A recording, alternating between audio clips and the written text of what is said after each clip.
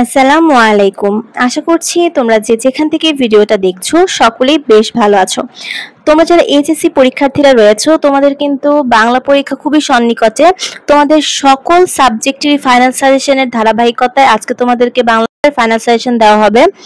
তো এখানে দেখো তোমাদের প্রতিটি বিষয় নিয়ে আলোচনা করা হবে। তো তোমরা যদি একটা মুহূর্ত স্কিপ করো তাহলে কিন্তু তোমরা জিনিসটা বুঝতে পারবে না। আমি গদ্য, পদ্য, নাটক, উপন্যাস, সৃজনশীল, নৈর্ব্যক্তিক সবকিছু নিয়ে আলোচনা করব। তো দেখো প্রথমে আছে আমাদের সৃজনশীল প্রশ্ন, আমাদের ৭০ নাম্বার থাকে এবং আমাদের যে গদ্যগুলো রয়েছে সেখান থেকে আমাদের অপরিচিতা, বিলাসী, আমার পথ, মানব কল্যাণ, মাসি পিসি এবং আমাদের রেইনকোট। আর পদ্য থেকে আমাদের রয়েছে সোনার তরী, প্রতিদান, বিদ্রোহী, তাহারই পরে মনে, 18 বছর বয়স, ফেব্রুয়ারি 1969 এবং আমাদের আমি কিংবদন্তির কথা বলছি। তো দেখো গদ্য এবং পদ্য আমাদের এগুলো রয়েছে। এখন তোমরা সৃজনশীলের জন্য কোনগুলো অ্যান্সার করবে, কোনগুলো ইজি এবং কোনগুলো থেকে নাম্বার পাওয়ার তুলনামূলক সোজা, সবকিছু নিয়ে কিন্তু এই ভিডিওতে আমরা আলোচনা করব। সহপাঠের অংশ হচ্ছে আমাদের উপন্যাস লাল ছালু এবং নাটক হচ্ছে আমাদের সিরাজউদ্দৌলা। এবার দেখো গদ্য থেকে আমাদের সৃজনশীল প্রশ্ন থাকবে 4টি, পদ্য থেকে সৃজনশীল প্রশ্ন থাকবে আমাদের 3টি এবং উপন্যাস লাল ছালু থেকে সৃজনশীল থাকবে 2টি আর নাটক সিরাজউদ্দৌলা থেকে আমাদের সৃজনশীল থাকবে 2টি। মোট সৃজনশীল হলো আমাদের 11টি এবং আমাদের উত্তর করতে হবে কিন্তু 7টি প্রশ্নের। এখন সাধারণত সকলে চায় যে গদ্য থেকে আসলে একটুখানি বেশি অ্যান্সার করব, পদ্য থেকে একটু কম এবং নাটক এবং উপন্যাস থেকে তো আলাদা করে ভাগ করাই থাকে যে কতগুলো আমরা আনসার করতে পারবো। আমাদের ক বিভাগ, খ বিভাগ, গ বিভাগ এবং ঘ বিভাগ, আমাদের মোট 4টা বিভাগ থাকে। ক বিভাগ থেকে আমাদের গদ্য এবং গদ্য থেকে আমাদের উত্তর করতে হবে কমপক্ষে 2টি, পদ্য থেকে আমাদের উত্তর করতে হবে কমপক্ষে 2টি, উপন্যাস থেকে 1টি এবং নাটক থেকে 1টি। মানে তুমি সর্বনিম্ন 2টি অ্যান্সার করতে পারবে এবং এর বেশি তোমরা কিন্তু 3টি অ্যান্সার করতে পারবে যে কোনো একটা বিভাগ থেকে। বেশিরভাগ স্টুডেন্ট আমাদের গদ্য থেকেই 3টা দিয়ে ফেলে, তাহলে কিন্তু আমাদের মোট 3, 2, 1, 1 মোট 7টা সৃজনশীল আমাদের হয়ে যায়। আর নৈর্ব্যক্তিক তোমরা সকলেই জানো যে আমাদের কিন্তু 30টা নৈর্ব্যক্তিক প্রশ্ন থাকে এবং এখানেও কিন্তু ভাগ করা থাকে, অনেকে তোমরা জানো না। তো গদ্য অংশ থেকে আমাদের 12টা নৈর্ব্যক্তিক কোশ্চেন আসে, পদ্য থেকে আসে 12টা, উপন্যাস থেকে আসে 3টা আর নাটক থেকে আমাদের মোট 3টা আসে। আর এই সব মিলে হয় আমাদের 30টা নৈর্ব্যক্তিক। নৈর্ব্যক্তিকের ক্ষেত্রে আমাদের সাধারণত গদ্য, পদ্য, নাটক, উপন্যাস সম্বন্ধে অনেক ভালো ধারণা থাকতে হয়। আমাদের অনেক বেশি কোশ্চেন সলভ করতে হয়, বোর্ড কোশ্চেন সলভ করতে হয়।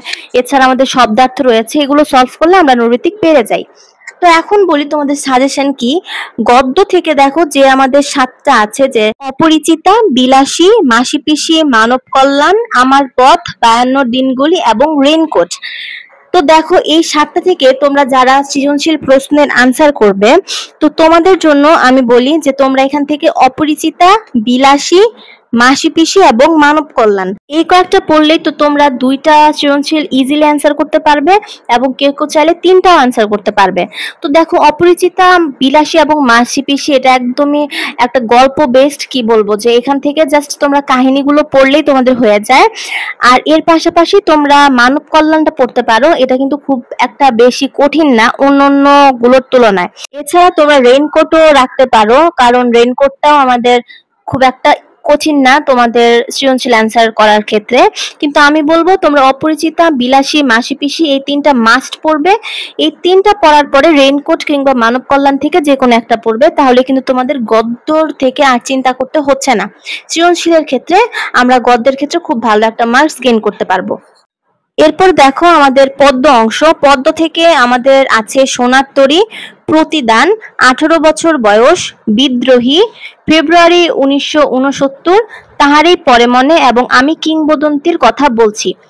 তো আমাদের এতগুলো পদ্য থেকে তোমাদের জন্য সব থেকে বেশি গুরুত্বপূর্ণ যেগুলা তোমাদেরকে পড়তেই হবে, কারণ এখান থেকে আমাদের সৃজনশীল প্রশ্ন আসে, প্লাস তোমাদের জন্য ইজি, সেগুলো সাজেশন তোমাদেরকে দেই। ধরো আমাদের সোনার তরী, প্রতিদান, তাহারই পরে মনে এবং 18 বছর বয়স, এই 4টা যদি পড়তে পারো তাহলে তোমার জন্য সব থেকে ভালো, কারণ এই 4টা থেকেই তুমি 2টা সৃজনশীল প্রশ্নের অ্যান্সার অলরেডি তুমি করতে পারবে এবং এই 4টা আমাদের মোস্ট ইজিয়েস্ট পদ্য। তো দেখো, আমাদের সোনার তরী প্রতিদান তাহারই পরে মনে এবং 18 বছর বয়স তাহারই পরে মনে খুবই একটা ইম্পর্টেন্ট কবিতা এবং ইজি। এখান থেকে আমাদের প্রতি বছরই কিন্তু কোশ্চেন আসে। এছাড়া তোমরা বিদ্রোহী কবিতাটা রাখতে পারো, যদিও এটা অনেকের কাছে কঠিন লাগে, কিন্তু মূল ভাবটা যদি একবার পড়ে যেতে পারো তাহলে কিন্তু সৃজনশীল লিখতে এটার ক্ষেত্রে কোনো সমস্যা হয় না। তো বুঝতেই পারছো যে তোমরা যদি এই 4টা কবিতা পড়ো তাহলে তোমাদের জন্য এনাফ। তোমরা চাইলে বিদ্রোহীটা অ্যাড করতে পারো, অথবা তোমরা যদি কঠিন লাগে বিদ্রোহী স্কিপও করতে পারো। এছাড়া দেখো, আমি কিংবদন্তির কথা বলছি, এটা আসলে তোমাদের পড়ার দরকার নেই, কারণ এখানে অনেক বেশি তথ্য আছে, অনেকে এটা গুলিয়ে ফেলতে পারে। তো তোমরা চাইলে এটা স্কিপ করতে পারো। তবে কিন্তু গদ্য বা পদ্য সব অংশ থেকে আমাদের নৈর্ব্যক্তিক পড়তেই হয়। কিন্তু দেখো, যদি তোমাদের অনেক সময় হয় যে সৃজনশীলের এমন প্রশ্ন বা এমন উদ্দীপক দিয়ে ফেলে যে আমরা ধরতে পারছি না বা বুঝতে পারছি না, এর জন্য তোমরা একটা করে অধ্যায়, আমি যে 4টা বললাম সেখান থেকে একটা করে অধ্যায় তোমরা এক্সট্রা করে পড়তে পারো ব্যাকআপ হিসাবে, যদি কঠিন চলে আসে। যদিও আসলে এই কয়েকটা অধ্যায় থেকে কঠিন আসার মতো তেমন কিছু নেই, এর জন্য তোমাদেরকে এই অধ্যায়গুলো পড়তে বলা। এরপর দেখো, আমাদের উপন্যাস হচ্ছে লাল ছালু। এখান থেকে তোমাদের একটি সৃজনশীল প্রশ্নের উত্তর করতে হবে অবশ্যই, এবং সম্ভব হলে তোমরা 2টা সৃজনশীল প্রশ্নের উত্তর দিতে পারো। লাল ছালু কিন্তু তোমাদের অনেকেরই অনেক পছন্দের একটা উপন্যাস, এবং এটা থেকে আমাদের সৃজনশীল অ্যান্সার করাও খুবই ইজি। তো তোমরা চাইলে যে গদ্য বা পদ্য থেকে তোমরা যারা গদ্য থেকে 3টা দাও, তো সেখান থেকে যদি তোমরা 2টাও দাও, এখান থেকে কিন্তু তোমরা 2টা ইজিলি দিতে পারো।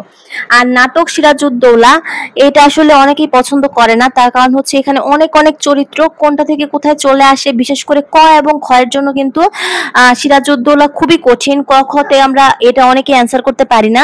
তো বলবো, তোমরা নাটক থেকে যদিও আমাদের একটা সৃজনশীল প্রশ্ন অবশ্যই দিতে হবে, এর জন্য হলেও তোমাদেরকে একটু হলেও কিন্তু পড়তে হবে, কারণ যেহেতু আমাদের এখান থেকে সৃজনশীল দেওয়াটা মাস্ট। সো এই হচ্ছে দেখো আমাদের উপন্যাস, নাটক, গল্প এবং পদ্যর সাজেশন। এখান থেকে তোমরা মোস্ট ইজিয়েস্ট যে আমাদের পদ্য, গদ্য, উপন্যাস এবং নাটকগুলো রয়েছে সেই সাজেশনগুলো দিলাম তোমাদেরকে, এবং এখান থেকে কিন্তু আমাদের কোশ্চেন অবশ্যই আসবে ইনশাল্লাহ। তো যেহেতু তোমাদের এখান থেকে প্রশ্ন চলে আসবে, তোমাদের এগুলোর পিছনে একটু বেশি ইফোর্ট দেওয়া উচিত। আর নৈর্ব্যক্তিকের ক্ষেত্রে আমি আবারও বলছি যে তোমাদেরকে অবশ্যই বোর্ড কোশ্চেন সলভ করতে হবে। এছাড়া তোমাদেরকে শব্দার্থ প্লাস তোমাদের যে আমাদের কি বলবো, যে প্রতিটা গল্প বা পদ্যের পরে যে আমাদের সারসংক্ষেপ আছে সেই সারসংক্ষেপ তোমাদেরকে পড়তে হবে, কারণ এখান থেকে আমাদের অনেক সময় আমাদের কিন্তু নৈর্ব্যক্তিক অংশ দিয়ে দেয়, বিশেষ করে বহুপদীর ক্ষেত্রে কিন্তু সারসংক্ষেপ থেকে আমাদের কোশ্চেন দিয়ে দেয়।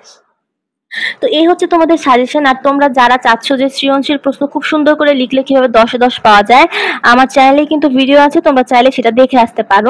Bangla second paper final session দেওয়া হবে। তো এখানে তোমরা ব্যাকরণ প্লাস হচ্ছে আমাদের নির্মিতি অংশ 2টার সাজেশনই পাবে। তো একটা কথা বলে রাখা ভালো, তোমাদের ব্যাকরণের এবং নির্মিতির যে সাজেশন, এটা কিন্তু 2টা আলাদা আলাদা ভাগ। তো এখানে দেখো, প্রথমে আমরা উচ্চারণের নিয়ম, অনেকে কিন্তু উচ্চারণের নিয়ম দিয়ে থাকে এবং অনেকে বাংলা উচ্চারণ যে 5টা করে থাকে সেটা দিয়ে থাকে। তো দেখো, তোমরা যারা নিয়ম লিখবে তাদের জন্য অধ্বনি উচ্চারণের 5টি নিয়ম, এ ধ্বনি উচ্চারণ, ব ফলা উচ্চারণের 5টি নিয়ম, ম ফলা এবং জ ফলা উচ্চারণের 5টি নিয়ম লিখো। এই 5টা থেকে আমাদের কোশ্চেন আসে। বিশেষ করে এ ধ্বনি উচ্চারণের 5টি নিয়ম, এটা কিন্তু আমাদের সব থেকে বেশি গুরুত্বপূর্ণ, কারণ এখান থেকে আমাদের বেশি কোশ্চেন আসে। অথবা আমরা বাংলা উচ্চারণ, তোমরা যারা দিবে, বেশিরভাগ স্টুডেন্ট এটাই দিয়ে থাকে, তাদের জন্য কিন্তু 2016 সাল থেকে 2024 সাল পর্যন্ত যতগুলো কোশ্চেন এসেছে, মানে বোর্ড কোশ্চেন, সেগুলো যদি প্র্যাকটিস করো তাহলেই তোমাদের হয়ে যাবে। আমরা মন, বনভোজন, মর্যাদা, বিজ্ঞপ্তি, অধ্যাপক, তীক্ষ্ণ, সহ্য, পাঠ্যক্রম, একাডেমি, উদ্যত, অধ্যক্ষ, আহ্বান, আহ্লাদ, ঐকমত্য, বিদ্রোহ, সন্ত্রস্ত, উৎকৃষ্ট, সম্মান, বন, অকৃতজ্ঞ, অতঃপর, মুক্তিযুদ্ধ, অপরাহ্ন, একতা, যথাযোগ্য এবং যকৃৎ। এর ভিতরে গুরুত্বপূর্ণ হচ্ছে আমাদের মর্যাদা, বিজ্ঞপ্তি, অধ্যাপক, তীক্ষ্ণ, সহ্য, একাডেমি, অকৃতজ্ঞ, অতঃপর, অপরাহ্ন, একতা, অধ্যক্ষ, আহ্বান, আহ্লাদ, ঐকমত্য, উৎকৃষ্ট এবং সম্মান। এরপর দেখো, আমাদের আবৃত্তি, পদ্য, শর্তব্য, প্রজ্ঞাপন, হৃদয়, ঋগ্বেদ, চক্রবর্তী, নিস্পৃহ, প্রেক্ষিত, দৌহিত্র, 15, উত্থাপন, চট্টগ্রাম, লিখন, ছদ্মবেশ, স্বাগত, বিজ্ঞান, প্রাসঙ্গিক, জিহ্বা, ভ্রাতুষ্পুত্র, বিন্যস্ত, পদ্মাসন, ব্যাখ্যা, চিহ্নিত, তন্ময়, প্রায়শ্চিত্র, অভ্যাগত, গঞ্জনা, মধ্যাকর্ষণ, পয়ঃপ্রণালী, ঔপনিবেশিক, কক্ষচ্যুত এবং বাহ্য জগৎ। তো দেখো এগুলার ভিতর থেকে যদি বলো সব থেকে ইম্পর্টেন্ট যেগুলো আমার আসবে ইনশাল্লাহ, সেগুলো হচ্ছে দেখো আবৃত্তি, পদ্য, এরপরে রয়েছে আমাদের দৌহিত্র 15, তারপরে স্বাগত, বিজ্ঞান, প্রাসঙ্গিক, জিহ্বা, পদ্মাসন, ব্যাখ্যা, এগুলো খুব ইম্পর্টেন্ট। এরপরে দেখো আমরা পড়বো ভগ্নী, গঠিত, নিঃস্ব, অক্ষ, মতি, শব্দ, দুঃখ, প্রাঙ্গণ, প্রচণ্ড, প্রাক্তন, শুভ্র, কুম্ভিলক, গৃহস্বামী, প্রাতঃস্নান, ত্রয়োদশ, নক্ষত্র, লঙ্ঘন, মঙ্গল, ক্ষয়িষ্ণু, সহস্র, পাঙ্গাস, ব্রাহ্মণ, যাবজ্জীবন, কুব্জ, পরামর্শ, পর্যন্ত, ক্রম, মনক্ষুণ্ণ, ঐশ্বর্য, মশলা, ন্যায্য, স্বাধীনতা এবং ঐশ্বর্য। তো আমি বলি তোমাদেরকে পুরোটা থেকে যে সকল শব্দে দেখবে পদ্য লেখা আছে এই জিনিসটা অনেক ইম্পর্টেন্ট। পদ্যযুক্ত যতগুলো উচ্চারণ আছে দেখবে, কারণ দেখবে যে একটা হচ্ছে পদ্য আর একটা হচ্ছে পদ্য, ঠিক আছে? দুইটা কিন্তু আলাদা জিনিস, এবং একটাতে চন্দ্রবিন্দু বসে এবং একটাতে চন্দ্রবিন্দু বসে না। তারপর দেখো এখান থেকে কিন্তু আমাদের অক্ষ, তারপর আমাদের দুঃখ, প্রচন্ড, গৃহস্বামী, প্রাতঃস্নান, নক্ষত্র, ক্ষয়িষ্ণু, ব্রাহ্মণ, যাবজ্জীবন, পর্যন্ত, মনক্ষুণ্ণ, ঐশ্বর্য, স্বাধীনতা, অসহ্য, এগুলো সব থেকে বেশি ইম্পর্টেন্ট। এবং আমি বলি যেগুলোতে তোমরা দেখবে ওই অক্ষরটা যেটাতে রয়েছে সেটা কিন্তু অনেক ইম্পর্টেন্ট, তো এগুলো যুক্ত তোমরা দেখবে। তো এই হচ্ছে আমাদের উচ্চারণের সাজেশন। উচ্চারণ থেকে কিন্তু আমাদের এই কয়েকটা যদি পড়ে আসতে পারো তাহলে কিন্তু তোমাদের আর কোনোটা নিয়ে চিন্তা করার দরকার নেই, কারণ আমার এখান থেকে ইনশাল্লাহ কমন পড়বে, ঠিক আছে? আর আমি যেগুলো বলে দিলাম সেগুলো হচ্ছে আরো মোস্ট ইম্পর্টেন্ট, তো সেগুলো অবশ্যই দেখে যাবে। বাংলা বানানের নিয়মের ক্ষেত্রে আমরা বাংলা একাডেমি প্রমিত বাংলা বানানের অতৎসম শব্দের 5টি নিয়ম লিখো। বাংলা একাডেমি প্রমিত বাংলা বানানের তৎসম শব্দের 5টি নিয়ম, প্রমিত বাংলা বানানের 5টি নিয়ম, ই কার ব্যবহারের 5টি নিয়ম লিখো, এবং নত্য বিধান এবং সত্য বিধান কাকে বলা হয় এবং এর যে নিয়মগুলো আছে এগুলো তোমাকে দেখে যেতে হবে।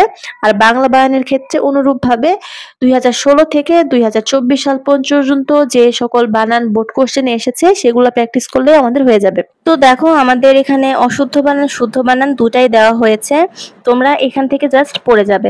যেমন দেখো আমাদের সত্তা, পোস্টমাস্টার, বিদুষী, ইতিমধ্যে, শিরচ্ছেদ, আইনজীবী, মূর্ছনা, উচ্ছ্বাস, দৈন্যতা, সান্ত্বনা, অতিথি, বিভীষিকা, বাঙালি, অহরাত্রি এবং অনুসোয়া। দেখো এখানে যতগুলো আছে এই এক পৃষ্ঠা থেকেই তোমরা একাধারে অনেকগুলো কমন পেয়ে যাবে। এর ভিতরে সব থেকে ইম্পর্টেন্ট হচ্ছে দেখো আমাদের সত্তা, ইতিমধ্যে এবং ইতোমধ্যে। দেখো এটা খুবই ইম্পর্টেন্ট, একটা আছে আমাদের ইতিমধ্যে আর একটা আছে আমাদের ইতপূর্বে, দুইটাই দেখে যাবে। শিরচ্ছেদ আর আইনজীবী, মানে জীবী থাকলে লাস্টে কিন্তু দুইটাই আমাদের দীর্ঘইকার হয়। এরপর দেখো আমাদের দৈন্যতা খুবই ইম্পর্টেন্ট, সান্ত্বনা, বিভীষিকা, অহরাত্রি, অনুসোয়া, এগুলা কিন্তু আমাদের এখান থেকে মোস্ট ইম্পর্টেন্ট বানান, এখান থেকে আমাদের কয়েকটা চলে আসবে। তো দেখো এরপর আমরা পড়ব সম্বর্ধনা, কথোপকথন, সুস্বাগত, ন্যূনতম, পুরস্কার, আবিষ্কার, সরস্বতী, বুদ্ধিজীবী, পিপীলিকা, জ্যৈষ্ঠ, লজ্জাস্কর বা লজ্জাকর যেটা, পৈতৃক, প্রতিযোগিতা, প্রজ্বলন, অত্যন্ত, সমীচীন, নিশিথিনী, মনঃপূত, দিবারাত্র, কৃত্তিবাস এবং ফটোস্টেট। তো এখান থেকে আমাদের ইম্পর্টেন্ট হচ্ছে কথোপকথন, সুস্বাগত, ন্যূনতম, পুরস্কার, সরস্বতী, জ্যৈষ্ঠ, লজ্জাকর, পৈতৃক, প্রজ্বলন, সমীচীন, নিশিথিনী, দিবারাত্রি, কৃত্তিবাস। মানে এখানে আসলে সবগুলো ইম্পর্টেন্ট দেওয়া হয়েছে, তারপরেও যেগুলো মোস্ট ইম্পর্টেন্ট সেগুলো তোমাদেরকে এখানে জানিয়ে দিলাম। এরপরে আছে আমাদের প্রাণীবিদ্যা, ভৌগোলিক, ইতপূর্বে, গীতাঞ্জলি, ব্যুৎপত্তি, ঐক্যতান, মুমূর্ষ, শ্রদ্ধাঞ্জলি, অপরাহ্ন, স্টেডিয়াম, ব্রাহ্মণ, আকাঙ্ক্ষা, মনোকষ্ট এবং প্রণয়ন। তো দেখো এখান থেকে যেমন আমাদের ইতঃপূর্বে আগে বললাম যে ইতোমধ্যে এবং ইতঃপূর্বে আমাদের সব থেকে বেশি ইম্পর্টেন্ট। গীতাঞ্জলি মানে অঞ্জলি কথাটা যদি লাস্টে থাকে তাহলে সেটা আমরা ঋষিকার দিব, যেমন জীবী থাকলে দুইটাই আমরা দীর্ঘিকার দিব। এবার দেখো ব্যুৎপত্তি, ঐকতান, মুমূর্ষ, অপরাহ্ন, আকাঙ্ক্ষা এবং মনোকষ্ট আমাদের সব থেকে বেশি গুরুত্বপূর্ণ। তোমরা যারা বানান অ্যান্সার করবে তাদের এই কয়েকটা পড়লেই 100% তোমাদের কমন চলে আসবে ইনশাল্লাহ। বাংলা ভাষার ব্যাকরণিক শব্দশ্রেণী, এখান থেকে তোমরা ব্যাকরণিক শব্দশ্রেণী কাকে বলা হয়, ব্যাকরণিক শব্দশ্রেণীর শ্রেণী বিভাগ সমূহের সংজ্ঞা, বিশেষ্য পদ কাকে বলা হয়, বিশেষণ পদ কাকে বলা হয়, ক্রীড়াপদ এবং আবেগ শব্দ কি, এবং এগুলার যে শ্রেণী বিভাগ আছে সেই শ্রেণী বিভাগগুলোর উদাহরণ সহ তোমাদেরকে শিখতে হবে যদি তোমরা এই অংশটা ভালো করতে চাও। তাহলে বাংলা শব্দ গঠন থেকে আমরা উপসর্গের প্রয়োজনীয়তা উদাহরণ সহ আলোচনা করো, উপসর্গের শ্রেণীবিভাগ উদাহরণ সহ আলোচনা করো এবং উপসর্গের অর্থবাচকতা নিয়ে কিন্তু অর্থদ্যোতকতা আছে প্রমাণ করো। এই তিনটাই গুরুত্বপূর্ণ, বিশেষ করে আমাদের ক এবং গ এই দুইটা থেকে আমাদের কোশ্চেন কিন্তু পরীক্ষার হলে চলে আসে। আর যারা তোমরা অথবা দিবে তাদের জন্য উপসর্গ প্রত্যয় সমাস তোমাদেরকে প্র্যাকটিস করতে হবে 2016 থেকে 2024। কিন্তু এই পার্টটার ক্ষেত্রে দেখা যায় যে বেশিরভাগ মানুষ কিন্তু আমাদের উপরের কোশ্চেন গুলাই শিখে, যেহেতু ওদের জন্য উপসর্গ সমাজটা একটু টাফ হয়ে যায়। তো তোমরা চাইলে শিখতে পারো, কারণ আমাদের এখানে এই 2টা বা 3টা শিখলেই আমাদের কমন চলে আসে। বাংলা বাক্যতত্ত্ব থেকে আমরা বাক্য কাকে বলা হয়, গঠন অনুসারে বাক্য কত প্রকার ও কি কি উদাহরণ সহ আলোচনা করো, অর্থগতভাবে এবং অর্থানুসারে বাংলা বাক্যের প্রকারভেদ বা শ্রেণীবিভাগ উদাহরণ সহ আলোচনা করো, বাক্য কাকে বলা হয়, একটি সার্থক বাক্যের কতটি গুণ বা বৈশিষ্ট্য থাকা আবশ্যক উদাহরণ সহ পর্যালোচনা করো। তো এখান থেকেও কিন্তু আমাদের খুব বেশি কোশ্চেন না, মাত্র 3টা কোশ্চেন শিখলেই আমাদের হয়ে যায়। তো তোমরা কিন্তু এটা খুব ভালো একটা অপশন এটা শিখার। আর অথবা আমরা বাংলার বাক্য তত্ত্ব বা বাক্য রূপান্তর আমরা অনুরূপভাবে 2016 থেকে 2024 সাল পর্যন্ত প্র্যাকটিস করতে পারি যারা অথবা দিবে। এরপর দেখো বাংলা ভাষার অপপ্রয়োগ বা শুদ্ধ প্রয়োগ, এটার আসলে কোনো নেই যে তোমরা অথবা নেই, এখানে তোমরা জাস্ট 2016 থেকে 2024 সাল পর্যন্ত বোর্ড কোশ্চেন গুলো সলভ করলে তোমাদের জন্য কিন্তু এটা এনাফ। তো দেখো পারিভাষিক শব্দ, অনেকে কিন্তু প্রচুর প্রচুর পারিভাষিক শব্দ শিখে এবং মনেও রাখতে পারে না। তো তোমাদের ক্ষেত্রে আমি কিছু সিলেক্টিভ পারিভাষিক শব্দ দিব এবং এগুলো যদি পড়তে পারো তাহলে এখান থেকে কিন্তু তোমাদের কমন চলে আসবে। যেহেতু এটা তোমাদের সাজেশনমূলক ভিডিও তাই আমি এখানে অ্যান্সার গুলো দিলাম না। তোমাদের দেখে মনে হচ্ছে এখানে অনেকগুলো পারিভাষিক শব্দ, কিন্তু আসলে কিন্তু তা না। তোমরা কিন্তু অলরেডি শত শত পারিভাষিক শব্দ শিখে এসেছো, কিন্তু এখানে যেহেতু এখানে কোথা থেকে কোশ্চেন হয় বলা যায় না, তাই এখানে একটু বেশি করেই তোমাদেরকে দেওয়া হয়েছে। তো দেখো আমাদের 15টি পারিভাষিক শব্দ থাকবে, সেখান থেকে তোমাদের 10টি কিন্তু অ্যান্সার করতে হবে।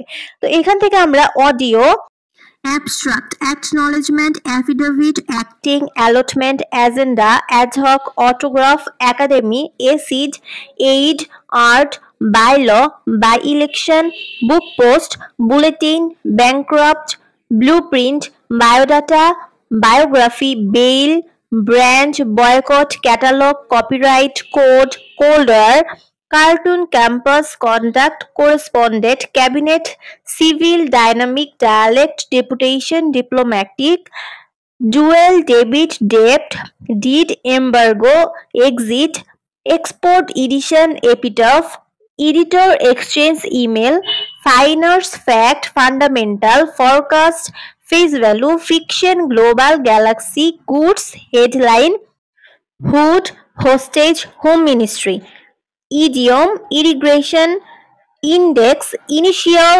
invoice, jail, leaflet, liberal, keyword, landscape, lease, lien, legend, manuscript, marketing, memorandum, manifesto, myth, motion, nursery, neutral, note, nutrition, option, oath, octave, ordinance, optional, powerhouse, public service, pay bill, principal, prepaid, public works, para, payroll, postpaid, quality, surplus, token, trial, tribunal, theory, transport, up to date, uniform, violation, workshop, war crime, জোম, zone, validity সহ যতগুলো এখানে দিয়েছি সবগুলো।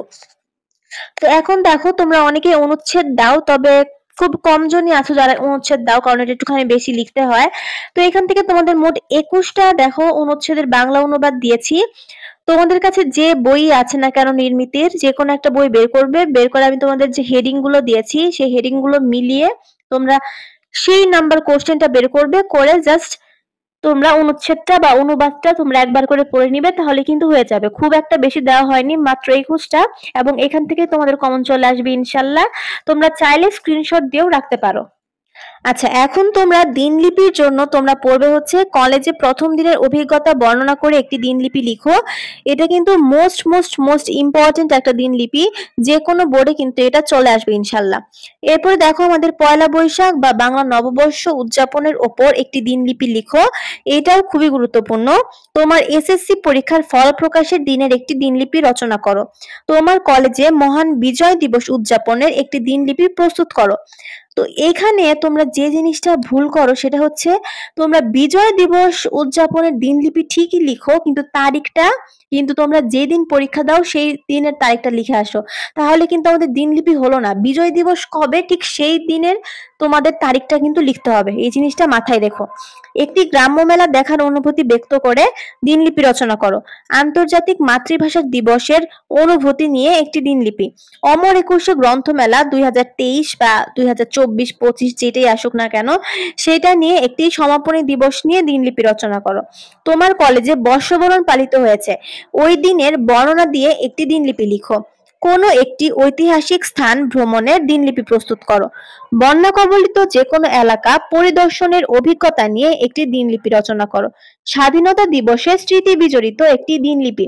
তো দেখো আমাদের জন্য কিন্তু খুবই গুরুত্বপূর্ণ কিছু তোমাদেরকে দিনলিপি দিয়েছে, এবং আশা করা যাচ্ছে যে এখান থেকে তোমাদের কমন চলে আসবে ইনশাল্লাহ। এরপর হচ্ছে আমাদের প্রতিবেদন সাজেশন। প্রতিবেদন লেখার কিন্তু একটা নির্দিষ্ট ফরম্যাট রয়েছে, এই ফরম্যাটে না লিখলে কিন্তু তোমাদের প্রতিবেদন কিন্তু ফুল মার্কস কেটে দেয়। তো সেই ফরম্যাটটা কিন্তু অবশ্যই তোমরা জেনে রাখবে। তো দেখো, প্রতিবেদনের জন্য তোমার কলেজে উদযাপিত মহান স্বাধীনতা ও জাতীয় দিবস উপলক্ষে একটি প্রতিবেদন রচনা করো। খাদ্যে ভেজালের কারণ এবং প্রতিকার শিরোনামে একটি প্রতিবেদন। এটা কিন্তু আমাদের 3 স্টার একটা প্রতিবেদন সাজেশন, যে কোনো একটা বোর্ডে কিন্তু চলে আসবে ইনশাল্লাহ। নিত্য প্রয়োজনীয় দ্রব্যমূল্য বৃদ্ধি ও প্রতিরোধের উপায় সম্পর্কে একটি প্রতিবেদন রচনা করো। এটাও খুবই গুরুত্বপূর্ণ। সম্প্রতি দেশে সড়ক দুর্ঘটনা বেড়ে যাওয়ার কারণে ও প্রতিকারের সুপারিশ সহ একটি প্রতিবেদন রচনা করো। তো দেখো আমাদের 2, 3 এবং 4 নাম্বার এই তিনটা প্রতিবেদন আমাদের একদম 100 স্টার বললেও ভুল হবে, কারণ এখান থেকে আমাদের চলে আসবে। তোমার দেখা অমর একুশে গ্রন্থমেলা সম্পর্কে একটি প্রতিবেদন তৈরি করো। কলেজের বার্ষিক ক্রিয়া অনুষ্ঠান সম্পর্কে প্রতিবেদন। তোমার কলেজে গ্রন্থাগার সম্পর্কে একটি অনুসন্ধানী প্রতিবেদন তৈরি করো। মেঘনায় লঞ্চডুবি 300 জনের সলিল সমাধি শিরোনামে সংবাদপত্রে প্রকাশের জন্য একটি প্রতিবেদন রচনা করো। তোমার দেখা একটি গ্রাম্য মেলার ওপর একটি প্রতিবেদন তৈরি করো। তোমার এলাকার কোনো সড়কের দুরবস্থার ওপর একটি প্রতিবেদন তৈরি করো। তো দেখো আমাদের এখানে কিন্তু সবগুলোই খুবই গুরুত্বপূর্ণ। 2, 3 এবং 4 মোস্ট ইম্পর্টেন্ট। এরপরে দেখো আমাদের বৈদ্যুতিন চিঠি বা ইমেল, যেটা তোমাদের খুব পছন্দের একটা বিষয়, কারণ অল্প লিখেই অনেক বেশি মার্কস পাওয়া যায়। এটার ক্ষেত্রে দেখো আমাদের ইন্টারনেট ব্যবহারের কুফল এবং সুফল সম্পর্কে পরামর্শ জানিয়ে ছোট ভাইকে একটি বৈদ্যুতিন চিঠি লিখো। স্বাধীনতা দিবসের অনুষ্ঠানে আমন্ত্রণ জানিয়ে বন্ধুকে ইমেল। বাংলা নববর্ষের শুভেচ্ছা জানিয়ে বন্ধুকে একটি ইমেল পাঠাও।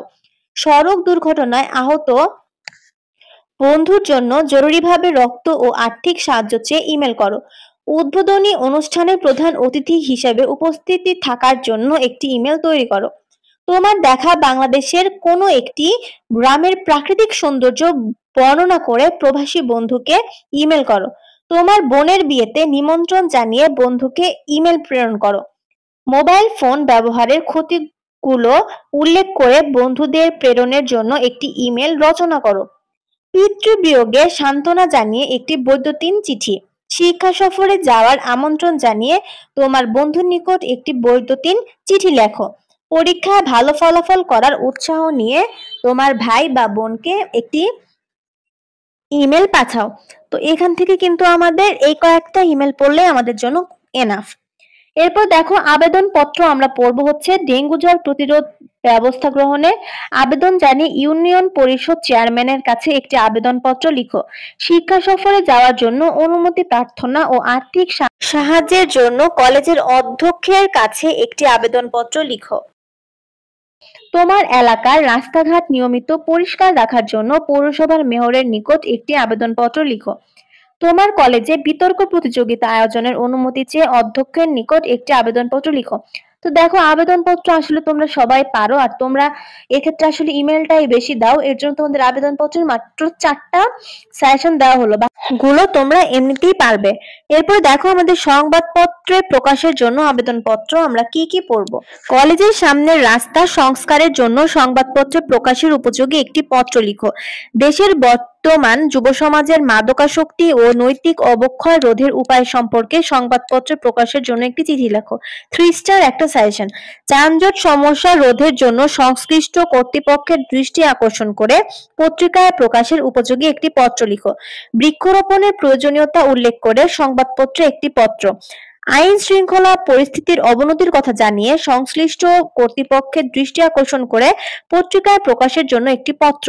তো এই কয়টা কিন্তু আমাদের হাই ভোল্টেজ, এই 4টা থেকে আমাদের ইনশাল্লাহ চলে আসবে। সারাংশের ক্ষেত্রে দেখো আমাদের আজকের দুনিয়াটা আশ্চর্যভাবে আর কোনো সন্দেহ থাকে না। মানে কি, আমি তোমাদেরকে জাস্ট এখানে পুরোটা তো লিখে সম্ভব না, জাস্ট ডট ডট দিয়ে তোমাদেরকে বুঝিয়েছি। তোমরা যে কোনো একটা বই বের করে এই হেডিং গুলো মিলিয়ে নিবে। যেমন ধরো প্রকৃত জ্ঞানের স্পৃহা ছাড়া শিক্ষা, শ্রেষ্ঠ বলিয়া অহংকার করিতে, বা আমি তোমাদেরকে এখানে যেগুলো দিয়েছি সারমর্মের ক্ষেত্রে দেখো দৈন্য যদি আসে আসুক, ক্ষমা যেথা ক্ষীণ, সবারে বাসিব ভালো, বিপদে মোরে রক্ষা, মরিতে চাহি না আমি, অদ্ভুত আধার এক, জোটে যদি মোটে, তোমার ক্রোড়েতে মোড়ে, স্বাধীনতা স্পর্শ মনি।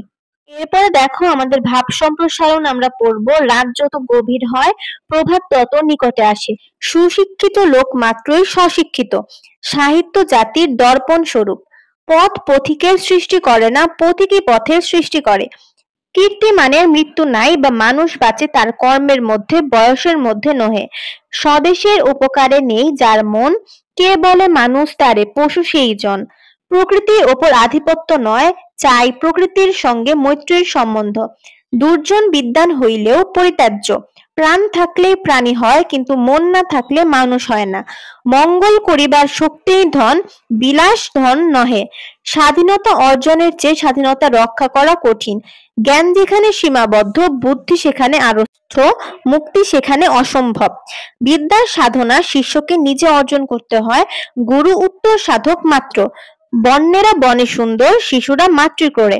তো দেখো আমাদের এই কয়েকটা ভাব সম্প্রসারণ দেওয়া হলো, এখান থেকে ইনশাআল্লাহ তোমাদের কমন পড়ে যাবে। সংলাপের ক্ষেত্রে আমরা বাল্যবিবাহ নিরোধের গুরুত্ব সম্পর্কে শিক্ষক ও শিক্ষার্থীর মধ্যে সংলাপ রচনা করো। নিরাপদ সড়ক চায় এই বিষয়ে দুই বন্ধুর সংলাপ। বইমেলার সম্পর্কে দুই বন্ধুর মধ্যে সংলাপ। বই পড়ার গুরুত্ব সম্পর্কে পিতা ও পুত্রের মধ্যে সংলাপ আলোচনা করো। বৈশ্বিক উষ্ণতা এবং পরিবেশ দূষণ রোধের প্রয়োজনীয়তা সম্পর্কে দুই বন্ধুর সংলাপ। শিশু ও নারীর প্রতি সহিংসতা বিষয়ে শিক্ষক ও শিক্ষার্থীর সংলাপ। ফেসবুকের সুফল ও কুফল বিষয়ে সংলাপ। নারী শিক্ষার গুরুত্ব সম্পর্কে দুই শিক্ষার্থীদের মধ্যে সংলাপ। নৈতিকতার গুরুত্ব নিয়ে সংলাপ। জ্ঞান চর্চার বিজ্ঞানের ভূমিকা, একুশের চেতনা এবং ইন্টারনেটের সুফল এবং কুফল সম্পর্কে দুই বন্ধুর মধ্যে সংলাপ রচনা করো। এই কয়েকটা সংলাপ পড়তে পারলে কিন্তু আমাদের জন্য মোটামুটি এনাফ বলা চলে। তো এখন দেখো আমরা পড়বো হচ্ছে খুদে গল্প। খুদে গল্প হচ্ছে মানুষ মানুষের জন্য, সাম্প্রদায়িক সম্প্রীতির মেলবন্ধন, স্বনির্ভরতার জন্য চাই ইচ্ছা শক্তি, বিপদে বন্ধুর পরিচয়, বা অসময়ের বন্ধুই প্রকৃত বন্ধু। মোবাইল ফোনে বন্ধুত্বের পরিণাম, ইচ্ছা থাকলে উপায় হয়, নিঃসন্তান নারীর মহানুভবতা, মুক্তিযুদ্ধের দিনগুলি। এখন দেখো আমরা প্রবন্ধ রচনা থেকে পড়বো আধুনিক তথ্য প্রযুক্তি ও বাংলাদেশ। 3 স্টার একটা রচনা। দৈনন্দিন কাজে বিজ্ঞান বা মানব কল্যাণে বিজ্ঞান ও প্রযুক্তি মোস্ট ইম্পর্টেন্ট। 21-এর চেতনা, মুক্তিযুদ্ধের চেতনা ও বাংলাদেশ। বাংলাদেশের পোশাক শিল্প খুবই গুরুত্বপূর্ণ।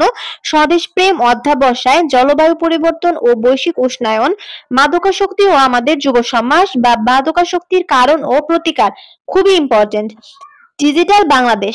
তো এই দেখো আমাদের কিন্তু 10টা সাজেশন দেওয়া হয়েছে এবং এখান থেকে তোমাদের কমন ইনশাল্লাহ চলে আসবে। তো দেখো আমাদের আসলে এই কয়েকটা সাজেশন তোমরা ভালো করে পড়তে পারলেই তোমাদের জন্য এনাফ। তো তাহলে আজকে এই পর্যন্ত, দেখা হবে ইনশাল্লাহ অন্য কোনো ভিডিওতে। সেই পর্যন্ত সুস্থ থাকো, ভালো থাকো। আর যদি কোনো কোশ্চেন থাকে তাহলে অবশ্যই কমেন্ট বক্সে করতে ভুলে যেও না। তো আজকে এই পর্যন্তই। আসসালামু আলাইকুম।